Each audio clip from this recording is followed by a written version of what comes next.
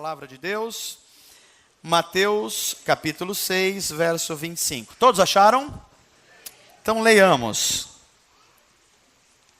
Diz assim, palavra de Deus: portanto eu lhes digo, palavras de Jesus, não se preocupem com a sua própria vida, quanto ao que comer, quanto ao beber, nem com seu próprio corpo quanto ao vestir.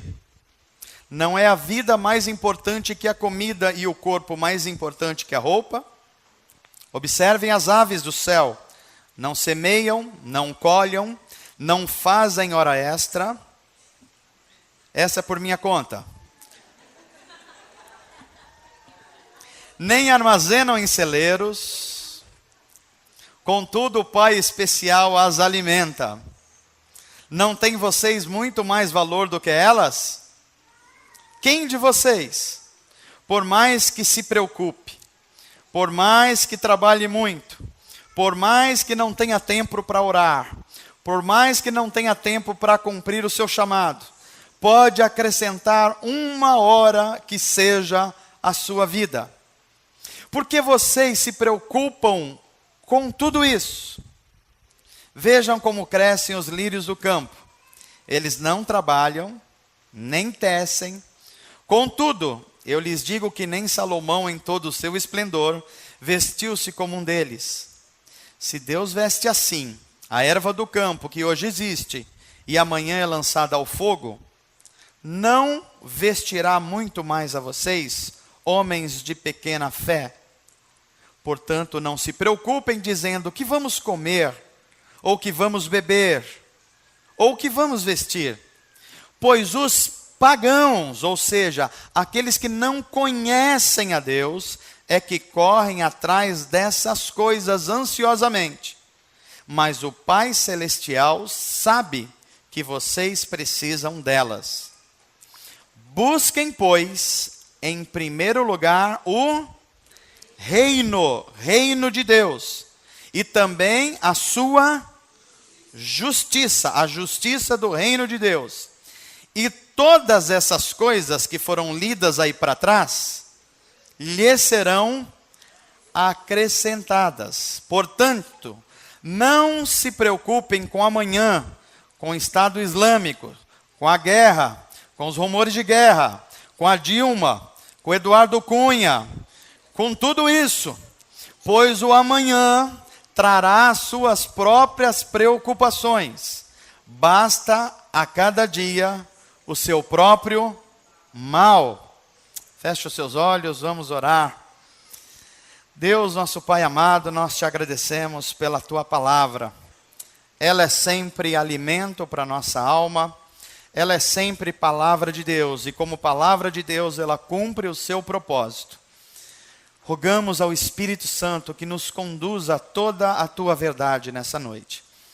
Que os nossos corações, empedernidos, empedrecidos, duros, possam ser amolecidos pelo atuar do teu Espírito Santo. Abre os nossos ouvidos, Senhor. Abre os nossos olhos. Abre as nossas mentes, para que a gente veja a tua glória entre nós. E que o teu Espírito Santo se manifeste, gerando transformação de vida. Nos cura nessa noite, Senhor. Nos cura, inclusive, da nossa incredulidade. Nos cura do sentimento de achar que nós temos controle sobre alguma coisa. E pela tua misericórdia, nos alcança mais uma vez com graça e amor. Assim te pedimos, em nome de Jesus. Amém.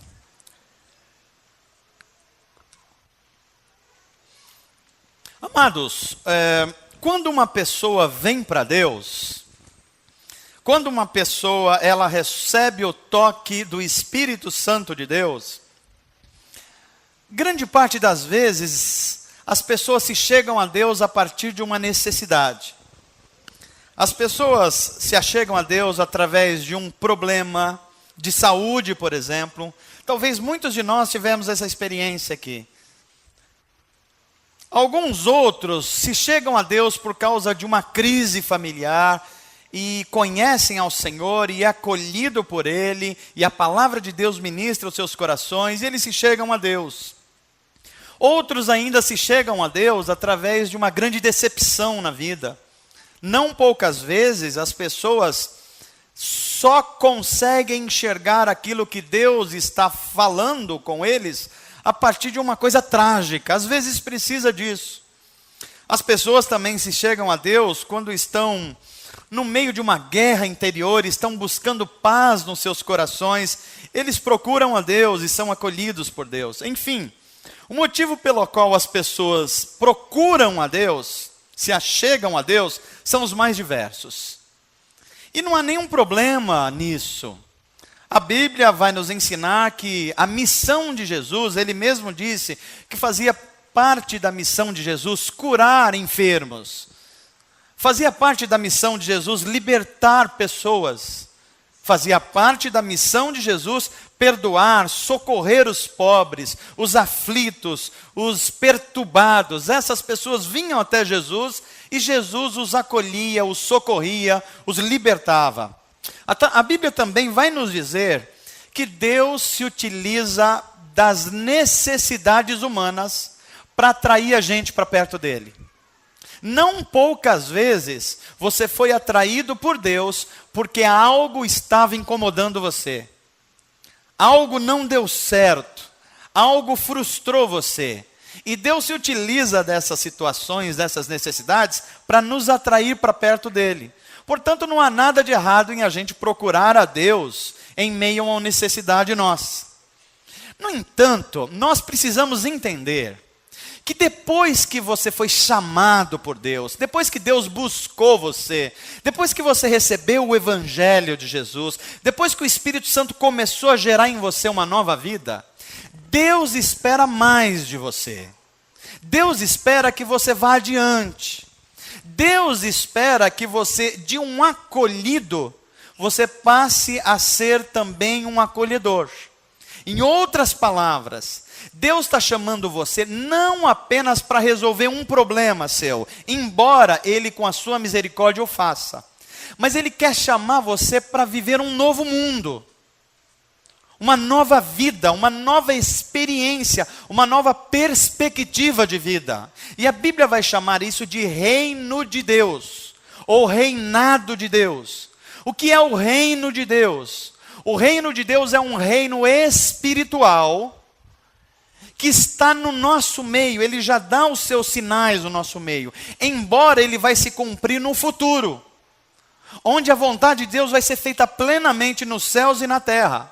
Mas antes que isso aconteça, o reino de Deus já é sinalizado no nosso mundo. E de que forma que ele é sinalizado no nosso mundo? Através do que a Bíblia também vai chamar de obras de justiça. Quando nós agimos com amor e promovemos justiça, o reino de Deus chega às pessoas. É por isso que a mensagem de Jesus nos evangelhos era: arrependam-se dos seus pecados e sejam batizados. O reino de Deus chegou.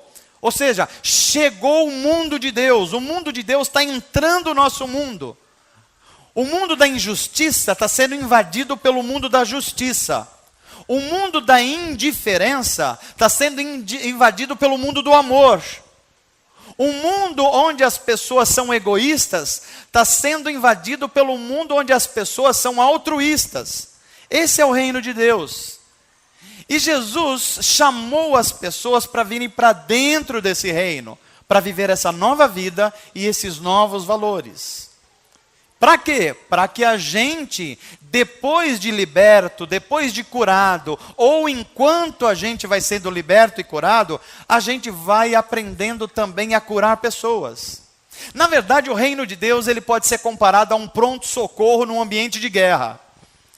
No pronto-socorro, o que está mais necessitado é acolhido primeiro e é medicado. Mas quando a pessoa melhora, o que ele faz? Ele já vai atender um outro, porque ele está um pouquinho melhor, então ele já vai cuidar de um outro que chegou com um problema mais grave ainda. Assim é o reino de Deus. Então, por exemplo, quando você vem para Deus, você não precisa ter todos os seus problemas resolvidos para você começar a ser um agente curador. Não. Enquanto Deus vai te curando, você vai também sendo usado por Deus para curar pessoas. Enquanto Deus vai te libertando, você também vai sendo um agente de Deus para libertar pessoas. E essa ação de Deus através dos seguidores de Jesus, a Bíblia vai chamar de a entrada do reino de Deus no nosso mundo. Em Mateus 6, o texto que nós lemos aqui, ele lista uma série de necessidades humanas. Quer ver? Você tem necessidade de se alimentar? Quem almoçou aqui hoje? Beleza. Tem gente que já jantou aqui hoje? Não, não é possível, né? Mas você tem essa necessidade. Quem é que veio com a roupa que gostaria de vir hoje para a igreja? Ué, as mulheres parece que não. Deixa eu mudar a pergunta, que essa é uma pergunta perigosa, né? Então, deixa eu perguntar assim. Você tinha uma roupa para se vestir e veio na igreja hoje? Amém, melhorou agora, né? Melhorou. É uma necessidade humana, e a Bíblia fala que é uma necessidade legítima. Quantos aqui estão felizes por ter saúde para trabalhar e ganhar algum dinheiro? Pois é, essas necessidades a Bíblia diz que são legítimas e que elas fazem parte da nossa vida e que Deus se preocupa com elas também. No entanto, a Bíblia vai deixar bem claro que há uma prioridade para a vida. Que essas coisas, elas são importantes, mas elas não são prioritárias. E qual é a prioridade que a Bíblia estabelece para a gente viver uma vida cheia de significado e sendo um instrumento nas mãos de Deus? Palavras de Jesus, onde nós lemos hoje. Busquem, pois, em primeiro lugar o reino. Jesus não está dizendo para você esquecer as outras coisas, para você não trabalhar mais, para você não ganhar dinheiro mais, para você não se vestir bem mais, para você deixar de comer, não é isso. O que ele está dizendo é que tem uma prioridade, e a prioridade é buscar primeiro o reino de Deus. Mas não é só o reino de Deus, é buscar o reino de Deus e a sua justiça. A justiça de quem? Do reino de Deus. Aí quando você busca primeiro o reino e a sua justiça, ou seja, a justiça do reino, as outras coisas, quais são as outras coisas? Comer, vestir, trabalhar, passear, o que mais? Namorar? Não, namorar, quem falou namorar aí? Também está incluída. Tudo isso está incluído porque é legítimo. O que a gente precisa fazer é estabelecer uma prioridade. E as palavras de Jesus, elas estão em total sintonia com os profetas do Antigo Testamento, porque os profetas do Antigo Testamento, como Miqueias, vão dizer assim, Miqueias faz uma pergunta e ele mesmo responde. Ele diz assim, o que o Senhor espera de ti, ó homem? Aí ele começa a responder. Ele diz, o Senhor espera de ti que você pratique a justiça, que você ame a misericórdia e que você ande humildemente com o seu Deus. Veja que há uma harmonia no que Jesus ensinou em buscar o reino de Deus e a sua justiça, e que os profetas do Antigo Testamento definiram como aquilo que Deus espera do ser humano.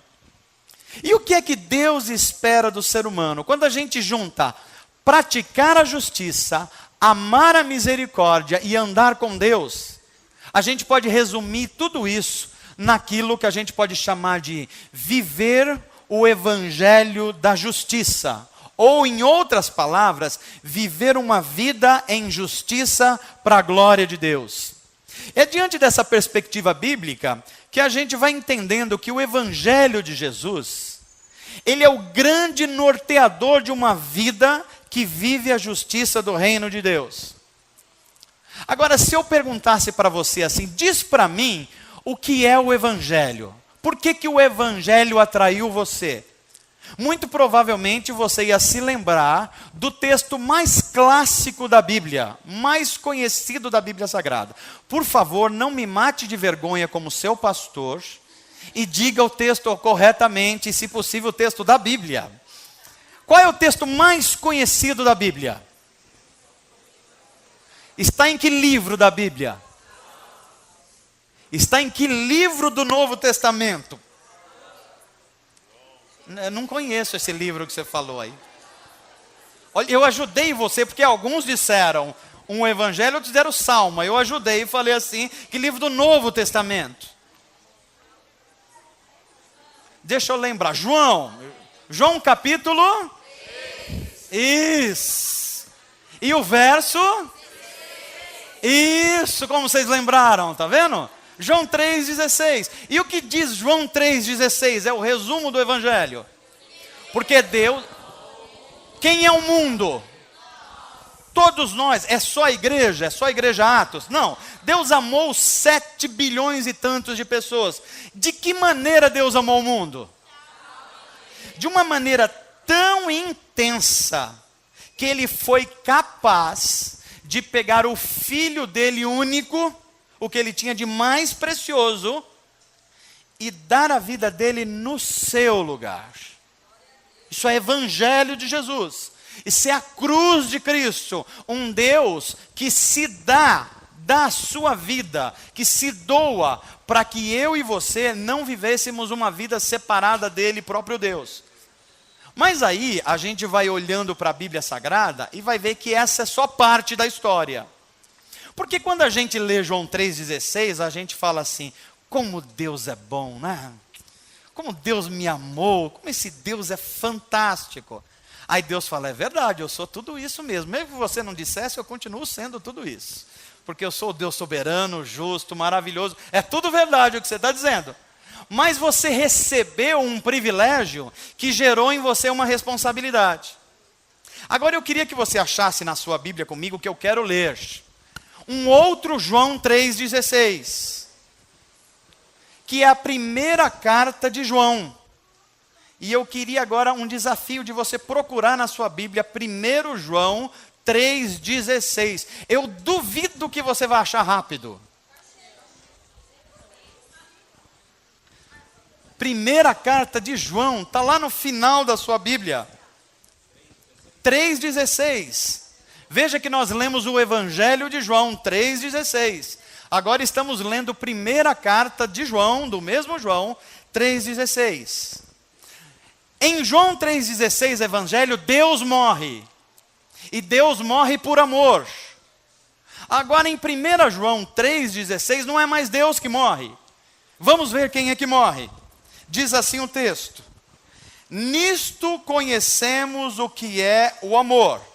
Aí João responde, o que é o amor?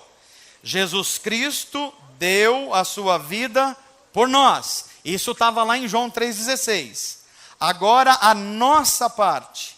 E devemos dar a nossa vida por nossos irmãos. Agora o evangelho está completo. Primeiro é um Deus que doa a sua vida e que morre. Agora é um Deus que convida você a morrer também e dar a sua vida pelos seus irmãos. Agora nós temos o evangelho completo da Bíblia. Agora nós temos o evangelho da justiça do reino de Deus. Agora nós temos o chamado de Deus para todos os seres humanos. Eu sei que na hora que eu falo isso na Bíblia Sagrada, talvez você esteja falando assim, pastor, então quer dizer que a Bíblia está chamando todos os seguidores de Jesus para ser um mártir, para dar a vida, para ir para o campo missionário e ser, por exemplo, morto por extremistas? É isso que a Bíblia está dizendo quando está dizendo que a gente deve dar a vida pelos nossos irmãos? Eu penso que alguns cristãos sim, alguns cristãos serão mártires mesmo. Alguns cristãos pagarão com a própria vida a ousadia de ministrar o evangelho. Mas eu creio que essa palavra tem outros desdobramentos.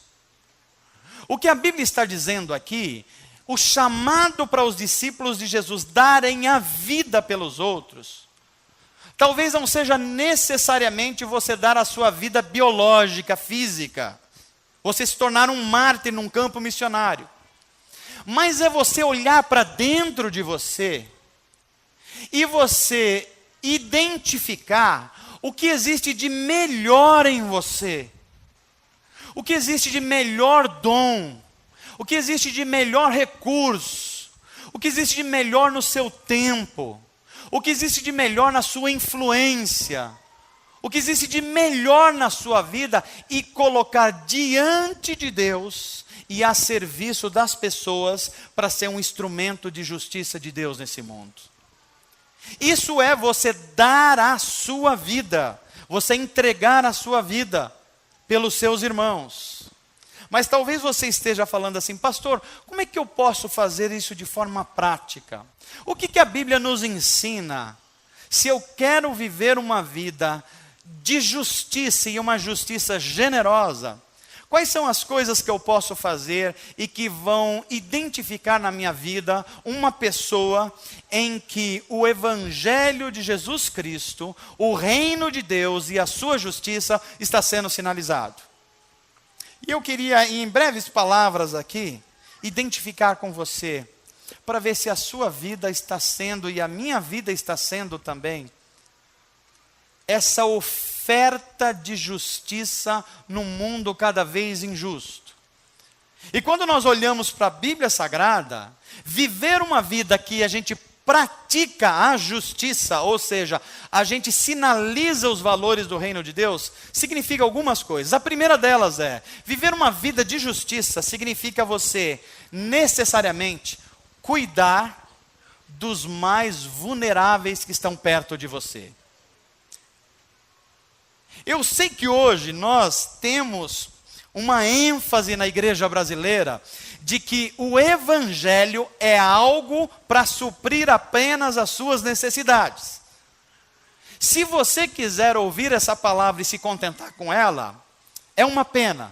Mas se você quiser ir para a Bíblia Sagrada e entender o significado do que é o evangelho que transforma pessoas, então você precisa entender que o evangelho da graça de Deus é o evangelho que salva você, não para você ficar com o próprio benefício, mas para você levar salvação para outras pessoas.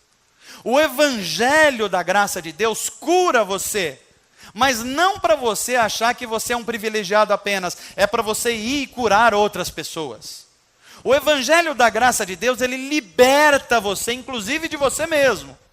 Mas não é para você ficar cantando uma canção de lábios de mel e favos de mel, e a minha vitória é cor de mel, e que meu inimigo, coitado, ele está perdido e só eu que estou achado. Não é para isso o evangelho da graça. O evangelho da graça é para você receber o mel e levar o mel para os outros também. Porque a vida dos outros precisa ser adoçadas, não é para ele ser amaldiçoado, é para ele ser abençoado. Aliás, Jesus não mandou a gente odiar inimigo nenhum, ou mandou, e eu estou esquecido aqui. Não. Ora, se a gente tinha que amar os inimigos, quanto mais os amigos. Então o evangelho da graça de Deus é um evangelho em que você é integrado no reino de Deus, e quando você foi chamado por Deus, você recebeu Jesus, você é chamado imediatamente para servir. No reino de Deus, esse reino de justiça, quem recebe os primeiros cuidados já está pronto para cuidar de alguém. Quem recebe a primeira cura já está pronto para ser um agente de cura para alguém que está mais necessitado. Por que assim? Porque nós aprendemos com o próprio Deus, da mesma forma como Ele, Deus, se entregou por nós, nós também precisamos entregar a nossa vida pelas pessoas. Diga assim comigo, com a sua mão levantada, se você puder: Senhor, me ensina isso. Eu fui salvo, eu fui curado, eu fui liberto. Não é porque eu sou especial, é para ser um agente de salvação, de cura e de libertação para outras pessoas. Amém, gente? Você entendeu o que é o Evangelho de Jesus? No Antigo Testamento, a gente vê que essas pessoas mais vulneráveis da sociedade, ela formava um quarteto, que nós já falamos aqui algumas vezes. Por exemplo, os profetas de Israel diziam assim para a nação de Israel: vocês precisam ensinar a justiça aos outros povos. Portanto, vocês precisam cuidar dos órfãos. Quem é o órfão? É aquele que cresceu sem o apoio da família, que cresceu sem o pai ou sem a mãe. Vocês também precisam cuidar das viúvas. Quem são as viúvas? É aquela que perdeu o apoio econômico de alguém, é aquela que está à mercê das circunstâncias. Vocês precisam cuidar dos estrangeiros. Quem é o estrangeiro? É aquele que não é natural de uma região geográfica. E eu estou pensando aqui nos nossos bolivianos, nos haitianos, e todos esses anos que estão chegando no Brasil. E a palavra de Deus está dizendo assim: vocês precisam cuidar dos pobres. Quem são os pobres? São aqueles desassistidos socialmente. Esse era o quarteto da necessidade, que a Bíblia chama de quarteto vulnerável. Eram os mais atingidos pelas crises, eram os mais atingidos pelas guerras, e a obrigação de Israel, para ser uma nação que ensinasse a justiça, era cuidar dessas pessoas. E eu, à medida que estava estudando esse texto, eu fiquei pensando assim: quem serão, ou quais serão as pessoas que formariam esse quarteto vulnerável hoje? O que vocês acham, hein? Tem criança sem pai e sem mãe por aí jogada hoje ou não? Muita ou pouca? É um conselho da Bíblia ou um mandamento da Bíblia a gente cuidar delas? Quem são as viúvas do tempo de hoje?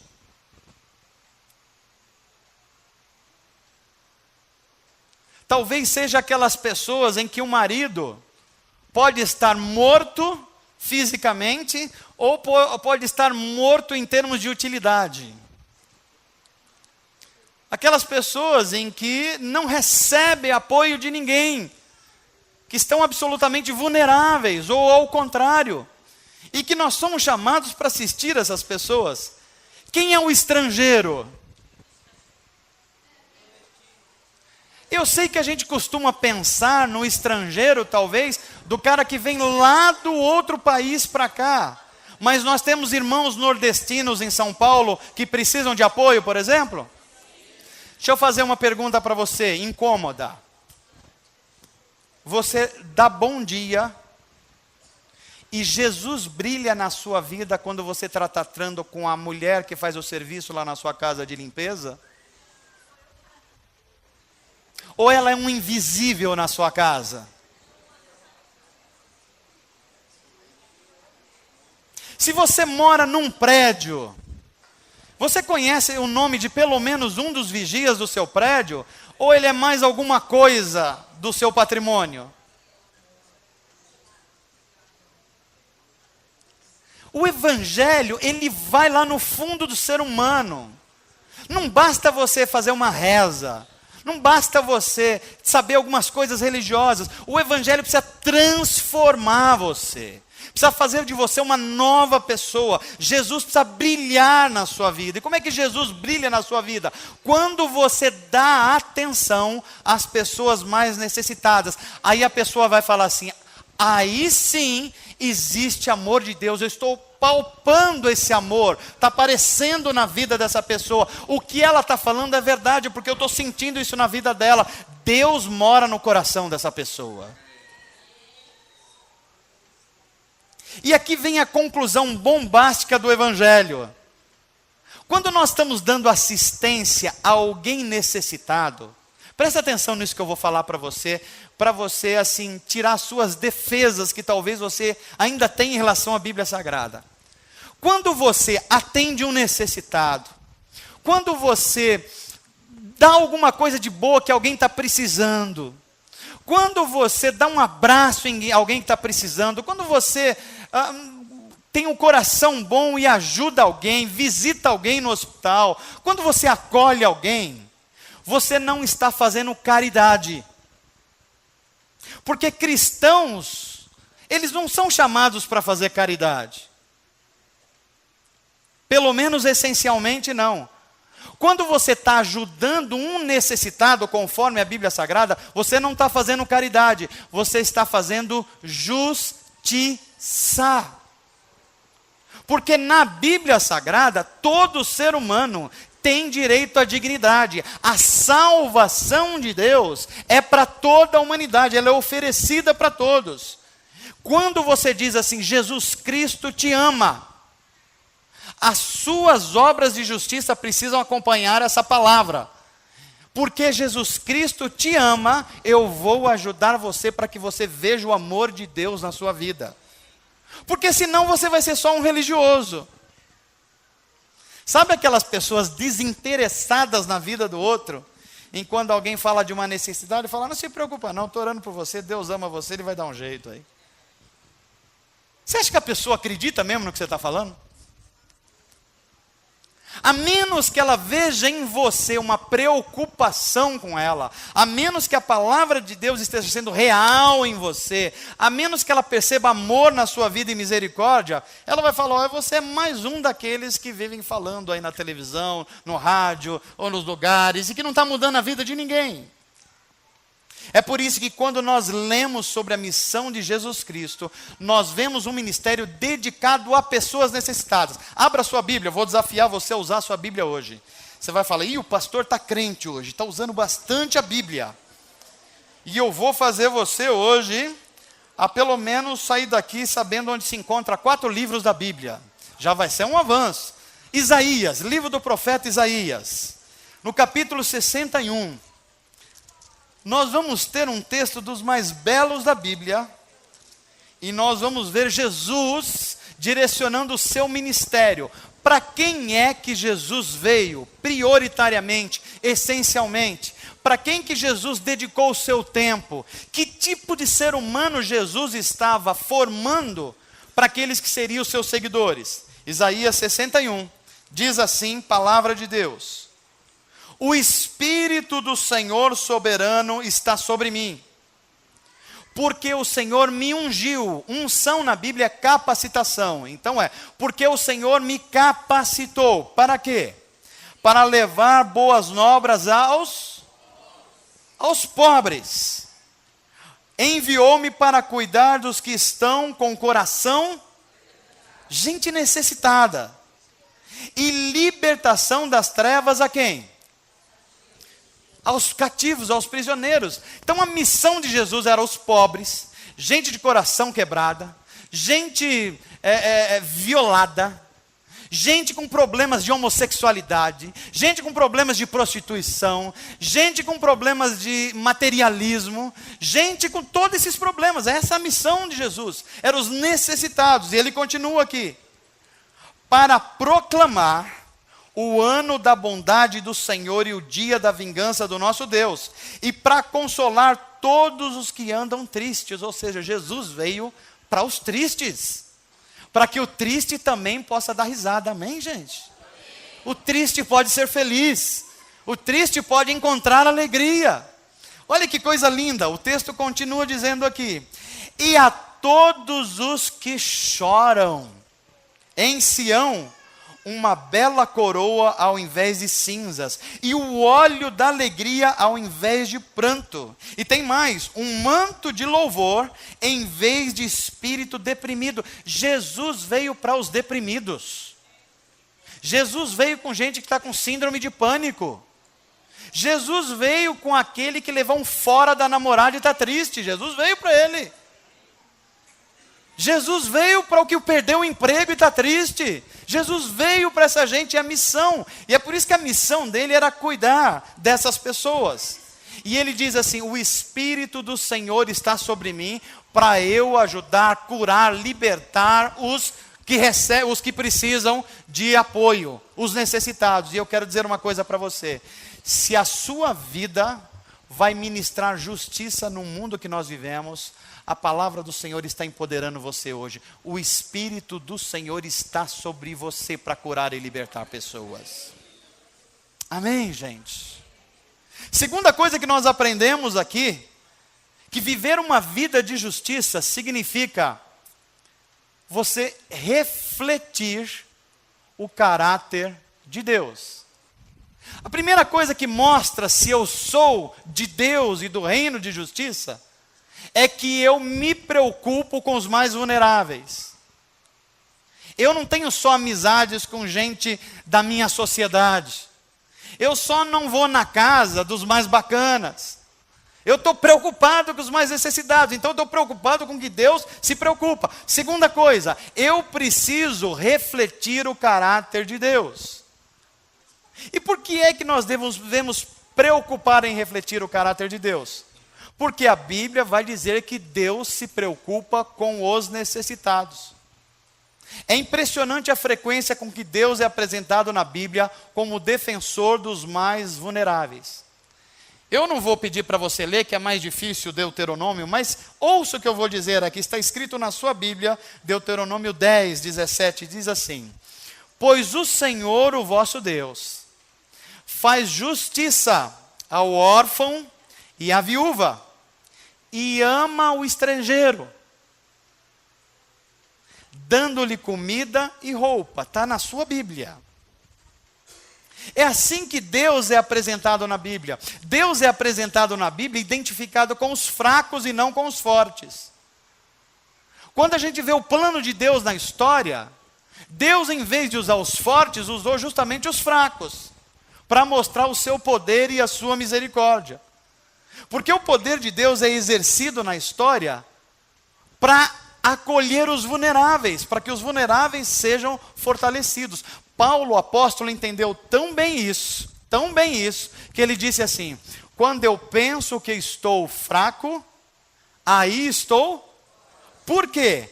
Porque o poder de Deus se aperfeiçoa aonde? Na fraqueza.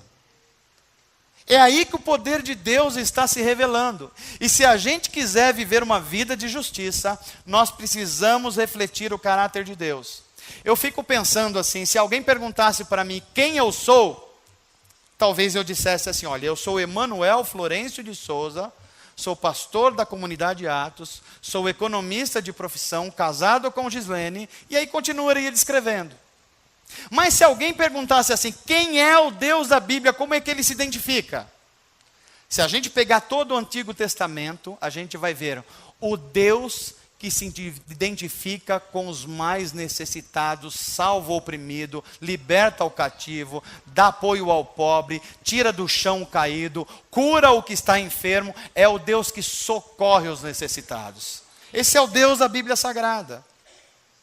E quando a gente reflete o caráter de Deus, nós estamos dizendo ao mundo que nós temos a mesma preocupação que Deus tem de se preocupar com aqueles que mais precisam. E é por isso que a justiça de Deus é uma justiça generosa.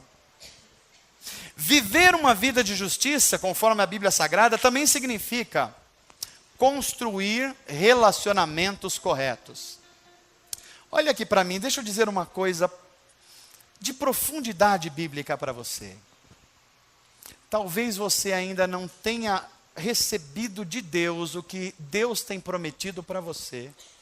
Talvez você não tenha experimentado ainda uma vida de verdade com Deus. Talvez algumas coisas boas de bênçãos não tenham chegado na sua vida ainda, porque você ainda não tenha compreendido que viver uma vida de justiça significa que os teus relacionamentos também precisam ser relacionamentos justos. Deixa eu dizer uma coisa para você. Assim como você quer ser reto com Deus, justo com Deus, você precisa levar essa retidão também para os seus relacionamentos do dia a dia. Isso significa que a gente precisa elevar o padrão dos nossos relacionamentos. A gente precisa levar a um padrão muito mais alto do que a gente normalmente leva. Quer ver uma coisa incômoda que eu gostaria de falar para você? Você é capaz de mentir para Deus? Hã? Não, você não tem essa cara de pau, tem? De tentar mentir para Deus. Deus é onisciente. Você já tentou mentir para Deus ou não? Não sei se já fez. Que bom. A gente não faz isso. Agora, você já mentiu para alguém?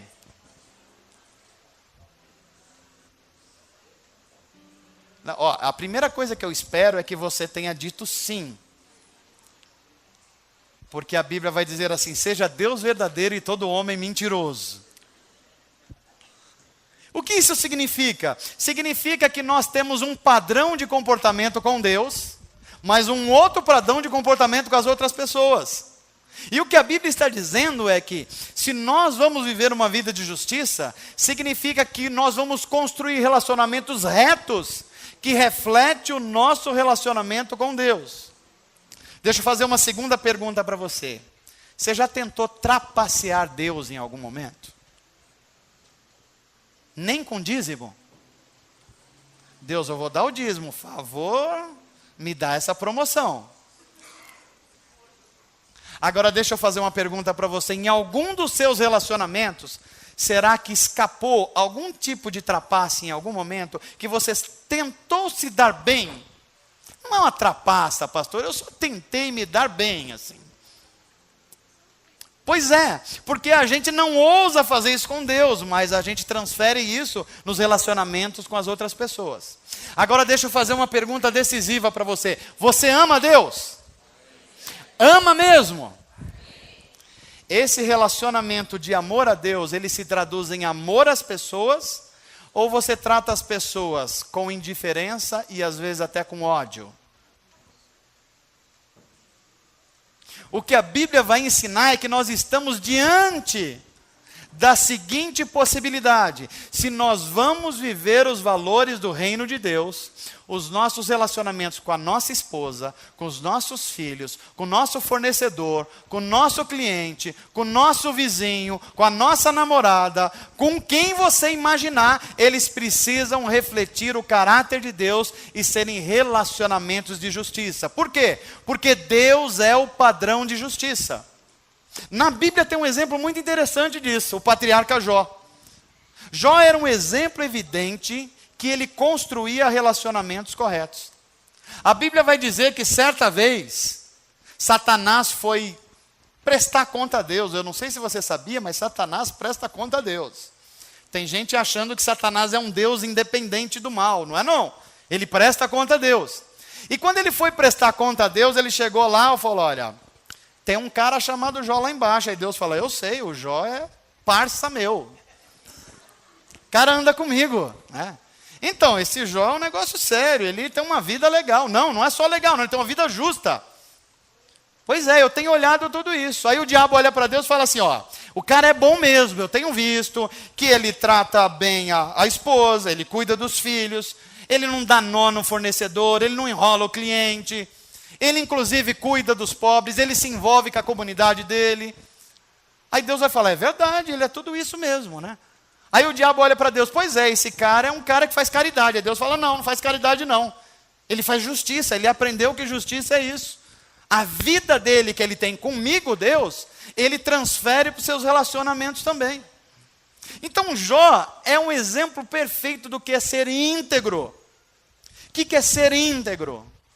É aquilo que eu estabeleço como o meu relacionamento com Deus, eu transfiro isso para a minha casa, para os meus filhos, para o meu dinheiro, para o meu lazer, para as minhas férias, para todos os relacionamentos da minha vida.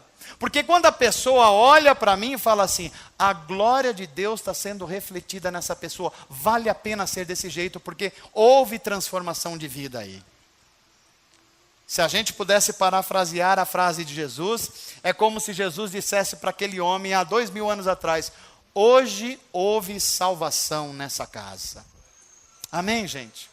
Levanta sua mão se você puder comigo, diz assim: Senhor Jesus, que os meus relacionamentos, os mais diversos, reflitam a justiça e a retidão do relacionamento que eu quero ter contigo. Amém, gente? Viver uma vida de justiça significa, e é o último tema que eu vou dizer aqui, fazer da generosidade uma marca da nossa vida. Não há como ser um seguidor de Jesus sem ser uma pessoa generosa. Não há como você experimentar aquilo que Deus quer fazer na sua vida sem que você se traduza também numa pessoa que é capaz de liberar as coisas, de não represar as coisas. Quando a gente olha para a Bíblia Sagrada e a gente olha nomes como Moisés, o profeta, a gente vê generosidade nesse nome. Quando a gente olha para a história e olha para Martin Luther King, a gente vê generosidade nesse homem. Quando a gente olha para a África do Sul e vê Nelson Mandela, um homem que ficou aprisionado vários anos sem ter culpa alguma, e que os seus algozes foram cruéis com ele. Eu não sei se você sabe dessa história. Quando ele é solto e dão a chance dele dar uma festa e convidar quem ele quiser para essa festa, sabe quem ele convida? Justamente os seus algozes. Traz para a sua mesa e diz assim: eu queria dizer para vocês que vocês estão perdoados. Quando eu perdoo vocês, eu estou tirando uma corrente de vocês e uma corrente de mim também. Isso é generosidade. E generosidade é uma coisa extraordinária. Quem começa a viver a vida com generosidade passa a ser uma pessoa extraordinária. Porque o ordinário não é você ser generoso. O ordinário é você fazer uma coisa por obrigação. Quando você faz uma coisa por obrigação, você está fazendo o ordinário. Mas quando você vai além da obrigação, você passa a ser uma pessoa extraordinária. Sabe o que é ordinário e todo mundo faz? É você se preocupar com você mesmo. É você só ter olhos para você mesmo. É você querer apenas o seu bem. É você querer acumular só para você mesmo. Isso é ordinário, isso todo mundo faz. A sociedade sem Deus faz isso. Agora, sabe o que é ser extraordinário? É você ter a capacidade de enxergar a necessidade do outro e se colocar como instrumento de Deus para ser a resposta da oração do outro. Isso é o extraordinário. Ordinário é você ficar nervoso e chutar o pau da barraca. Isso todo mundo faz, o homem sem Deus faz. Mas sabe o que é extraordinário? É você ser controlado pelo Espírito Santo de Deus. Isso é extraordinário. Porque na Bíblia Sagrada, a generosidade ela é irmã da justiça. A justiça de Deus é sempre uma justiça generosa. Que é a prova disso? Filho pródigo. O filho pródigo pisou na bola? Tinha todos os motivos para ser punido? Tinha tudo isso. Se Deus fosse usar só a justiça comum, Deus podia fazer, ou o pai representado ali por Deus, qualquer coisa com aquele filho pródigo. Mas o filho pródigo se tornou um necessitado. E quando ele volta como necessitado. E o que o pai faz com ele? Usa a justiça, mas a justiça generosa. Quando o filho vai dizer, pai, eu pequei contra ti, eu não sou digno de receber nada, o pai para a conversa e fala assim, eu sei de tudo isso. O julgamento certo seria tudo isso. Mas nós vamos fazer uma grande festa agora, porque você estava morto e reviveu. Você estava perdido e foi achado. Você foi acolhido pelo amor generoso e pela justiça generosa. Isso é generosidade. O reino de Deus se torna visível nesse mundo quando nós imitamos Cristo em nossas ações. Quando a gente age com generosidade, tornando palpável o amor de Deus às pessoas mais necessitadas. Nós vivemos essa vida de justiça quando a generosidade faz parte do nosso cotidiano. Eu termino a primeira mensagem dessa campanha dizendo que adiante de nós viver esse evangelho da justiça. Pastor, o que implica isso? Implica, em primeiro lugar, você entender que se nós não buscarmos primeiro o reino de Deus, outras coisas vão tomar o primeiro lugar na nossa vida. Agora, se você buscar o reino de Deus e a sua justiça, há uma promessa de Deus que jamais falhará. As outras coisas que você precisa, e Deus sabe que você precisa, serão acrescentadas na sua vida. Ministrar justiça significa cuidar daquelas pessoas mais vulneráveis, porque Deus se preocupa com ela. Era a missão de Jesus Cristo. Ministrar justiça é refletir o caráter de Deus. Por quê? Porque Deus defende o necessitado. Ministrar justiça é construir relacionamentos corretos. Porque o mesmo relacionamento que nós temos com Deus, temos que transferir para as outras áreas da nossa vida. Ministrar justiça é fazer da generosidade uma marca da nossa vida. Sabe por quê? Porque Deus é assim. Deus sobra em amor. Deus vai adiante. Deus dá sempre um extra. Não é assim que funciona a misericórdia de Deus? Por exemplo, você foi beneficiário da misericórdia de Deus o ano passado? E esse ano? E hoje? E amanhã você vai ser de novo? Como é que você sabe que você vai ser beneficiário da misericórdia de Deus? Por quê?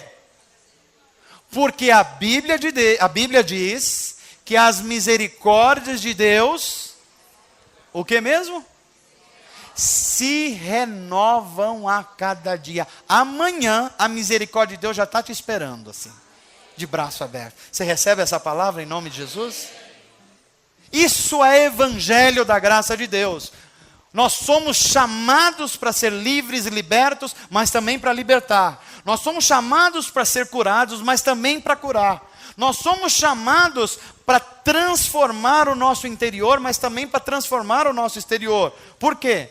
Porque nós estamos ministrando a justiça do reino de Deus. E é uma justiça generosa. E é por isso que eu creio que o Espírito Santo de Deus está capacitando cada um de nós para essa nova batalha que nós resolvemos empreender. Deus quer ungir você, capacitar você, para que você ministre aos necessitados. Que tal você começar a deixar desenvolver em você um ministério de visita a pessoas necessitadas a partir dessa campanha de Natal? Será que Deus vai levantar pessoas e não pode ser você que fala, pastor, a partir de hoje não vai ficar um doente em hospital que não seja mais necessitado. Aí Deus olha para você, você entendeu o que é uma vida de justiça. Será que a partir de hoje nós vamos ter pessoas que falam assim, olha, pastor, eu queria muito ajudar casais novos que estão em crises, eu posso ajudar, eu tenho alguma experiência. Aí o Espírito do Senhor vai falar assim, eu estou te capacitando hoje para fazer isso, vai em frente.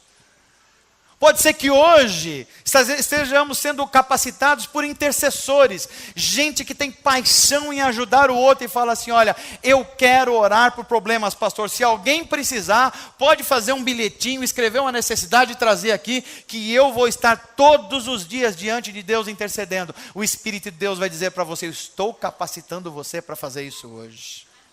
Isso é o evangelho da graça de Deus. Nós temos uma mensagem. Qual é a mensagem? O evangelho de Jesus Cristo, que salva, liberta e leva o ser humano para uma perspectiva de eternidade, para viver com Deus. Nós temos uma missão. Qual é a missão? Sinalizar a justiça do reino de Deus nesse mundo. Mas nós também temos um poder. Qual é o poder? O poder do Espírito Santo que age na fraqueza humana, tornando homens e mulheres fortes para fazer a missão de Deus no mundo. Mas mais ainda, nós temos uma parceria. Qual é a parceria? A Bíblia nos assevera que Pai, Filho e Espírito Santo estão conosco nessa jornada e vão nos levar ao sucesso. O Pai vai confirmar você, você é meu filho e tudo que é meu é seu também. Então eu te capacito para essa missão de vida. O filho vai dizer, você já me recebeu como Senhor e Salvador da sua vida. Agora é hora de você levar essa salvação para outras pessoas. E o Espírito Santo vai olhar para você e vai falar assim, eu capacito você com fogo e poder e paixão para conseguir atingir outras pessoas que precisam de salvação também. Portanto, a Trindade é a tua parceira para cumprir a missão de Deus no mundo. E você vai ser um agente de Deus para trazer outras pessoas para a glória de Deus. Talvez você está me ouvindo e falando assim, pastor, será que essa não é uma mensagem para pessoas que não têm mais grandes necessidades? Eu estou cheio de necessidades, eu preciso de um toque curador de Deus na minha vida. Eu preciso solucionar um problema grave na minha família. Portanto, eu sou um necessitado. Eu preciso apenas ser acolhido. Eu vou dizer para você que o evangelho de Jesus Cristo é muito maior e mais abrangente do que você está imaginando. No Evangelho de Jesus Cristo, enquanto a gente está sendo curado, a gente passa a curar outros também. Enquanto a gente está sendo liberto, a gente vai libertando outros também. Enquanto a gente está recebendo sabedoria, a gente vai compartilhando sabedoria também. Sabe por quê? Porque você é um abençoado. Deixa eu dizer que você não entendeu o que eu falei aqui agora. Eu estou dizendo que você é um abençoado. Agora que você entendeu que você é um abençoado, deixa eu explicar o que é ser abençoado. Abençoado não é um parasita espiritual que só quer as bênçãos para si e acumulam para si. Abençoado é aquele ser com o coração tão tocado por o Espírito Santo que ele recebe as bênçãos de Deus, se utiliza das bênçãos de Deus, é grato pelas bênçãos de Deus, mas não consegue ficar só com ele. Ele quer dividir com os outros filhos de Deus também. Esse é o abençoado. E a minha oração é que você seja cada vez mais abençoado. E que Deus capacite você cada vez mais para novas missões nesse mundo. E que nessa campanha a gente se surpreenda com muitos de nós aqui. Pessoas que vão chegar e falar assim: pastor, eu já comecei um ministério. O que você começou a fazer?